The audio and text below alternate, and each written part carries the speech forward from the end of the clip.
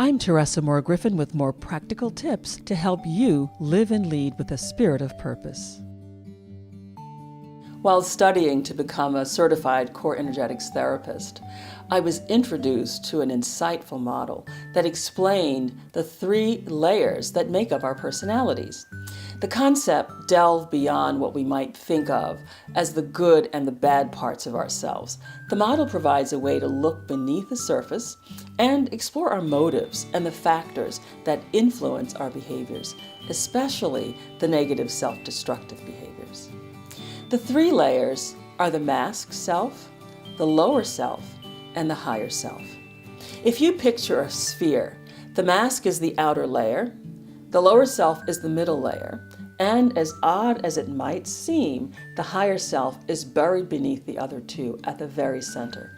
The higher self really is, in the language of this model and in my belief, your true self.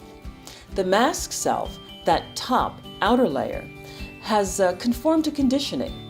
Your mask is constructed by the beliefs and behaviors you've adopted to fit in, to be socially appropriate, and to avoid punishment.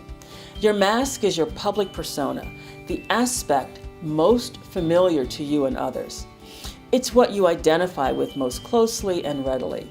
And most of us believe the masked self is our true self, yet it isn't.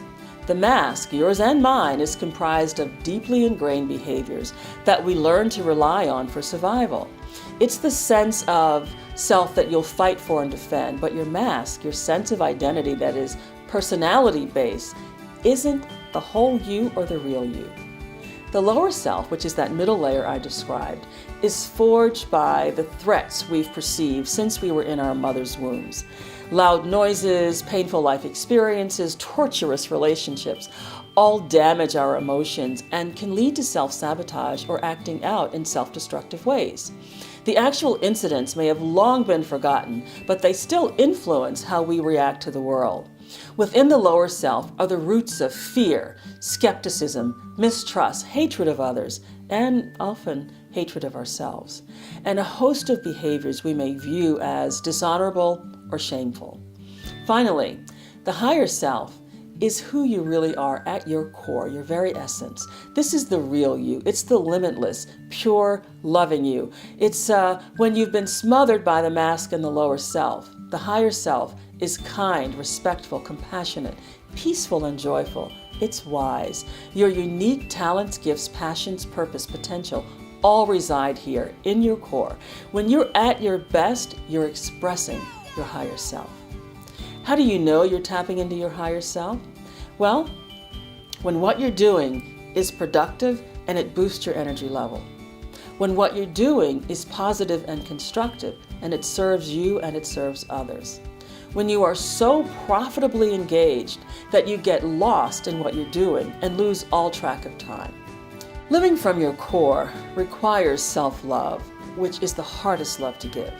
Most of us are fairly competent at self-protection, self-defense, self-sabotage, self-criticism, and self-denial.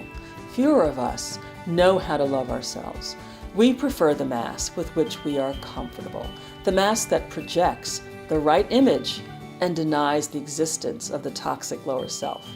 Unconsciously and unfortunately, our mask also denies our truest identity, the truly powerful person we are at our core. Do yourself a favor.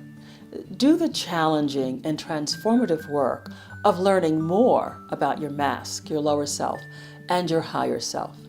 You can do so at any of the programs offered by the Institute of Core Energetics based in New York City. This is sure to be an investment you'll be very glad you made. For me, it has turned out to be one of the very best investments of my entire life.